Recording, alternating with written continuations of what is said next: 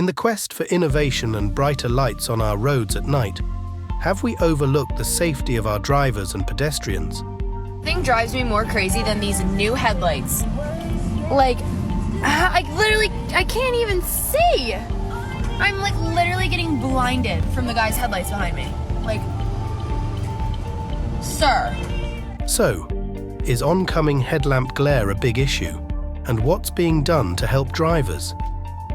In this episode, we go through each topic. So buckle up and let's get started. They're all different, some are much brighter than others, and it's only going to get worse.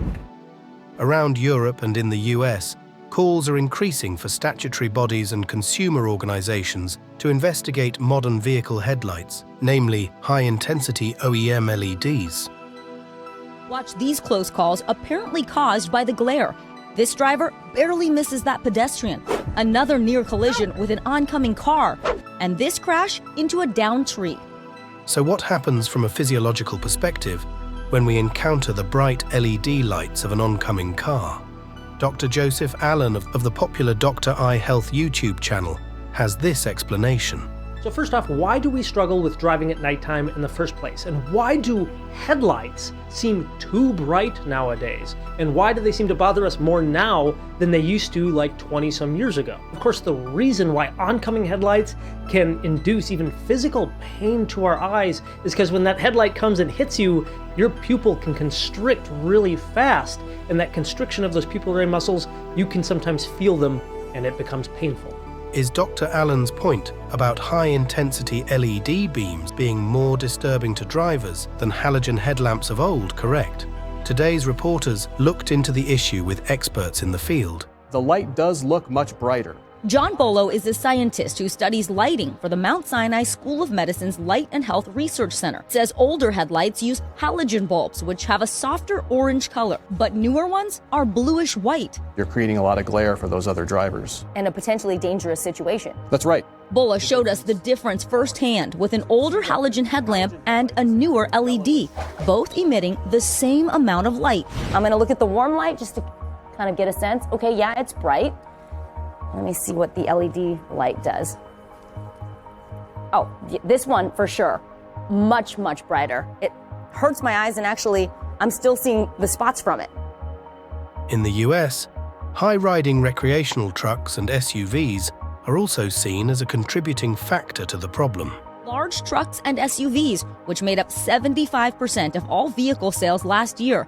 Those taller vehicles mean headlights are higher and more likely to shine directly into the eyes of a driver in a smaller, lower vehicle. I don't know if you've ever experienced these bright lights on these newer vehicles. Now, I think they call them high output lights, but if you take a look at this, this new truck behind me, it used to be people would buy those aftermarket lights and they'd put them on their truck and they'd just be really bright because they would purchase the brightest ones. But now you can see even new vehicles come with these high output lights, which are blinding.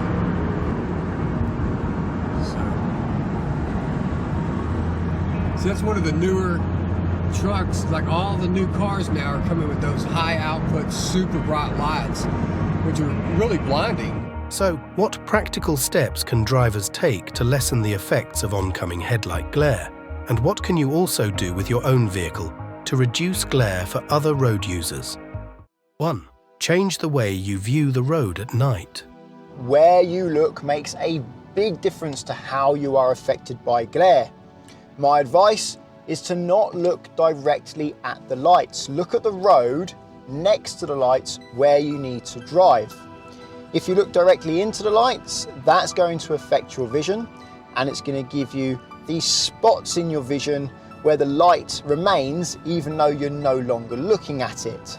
So focus on the road, be aware of the lights in your peripheral vision, be aware of where vehicles and hazards are, but try to focus on where you're going.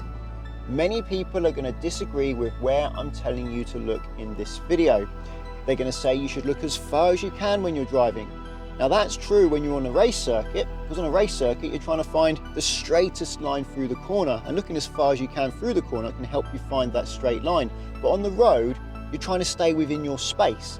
And when you want to stay within your space, you need to look in your space. Looking far actually makes you cut the corner. However, don't just look where I'm telling you to look in this video. I'm telling you where you need to look to reduce the chances of you being dazzled, or to minimize how much you're dazzled. You should still look far every so often to get an early warning of signs and hazards up ahead.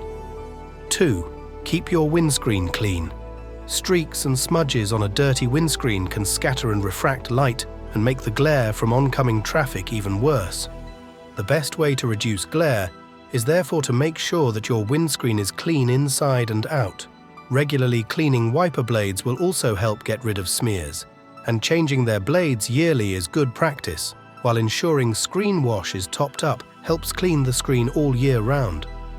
For scratched windscreens, brands such as Sonax and Maguire's offer easy-to-use polishes and scratch removal kits to help restore clarity for driving in sun or at night.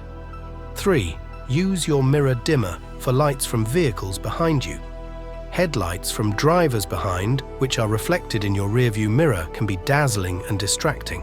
Many modern cars have an auto-dimming mirror that darkens to reduce glare when it detects more light from behind. However, if you have a manual anti-dazzle lever, usually at the bottom of the rearview mirror, flip that to use it for nighttime driving and off again for daytime driving.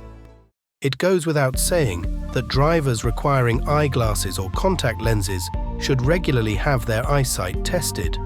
Nowadays, anti-glare coatings which utilize metal oxides and are applied to the front and back of eyeglass lenses can help reduce visual disturbances like halos and whiteouts from approaching headlights at night.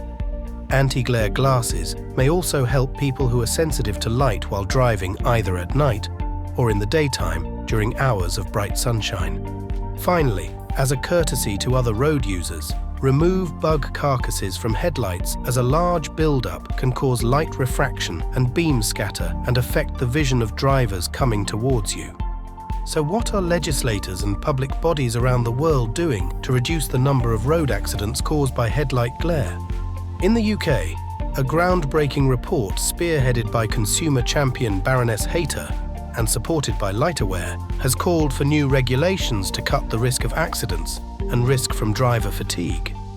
The RAC has reported that 9 out of 10 drivers think that or most headlines are too bright, and 90% of them say that they get dazzled. The SMMT is aware of this, as is the College of Optometrists, who assure me it's not just elderly eyes like mine that are affected, but it's youngsters as well, as I see being confirmed around the chamber. Manufacturers themselves also realise there's a problem with non-adaptive headlight units, with car giant Nissan being the latest to focus on creating a low-beam headlight that carves out an anti-glare notch. The brightest section of the beam aims toward the lane of travel, illuminating the way forward, while the oncoming traffic sees a dimmer edge, thereby protecting drivers from glare. So, do you find the glare from modern LED headlights disturbing? Or do you simply avoid driving at night because they're too bright? Let us know in the comments below. If you've enjoyed this video, tell us which upcoming models you'd like to see featured. And don't forget to like and subscribe. It takes just a second and helps us to create new content.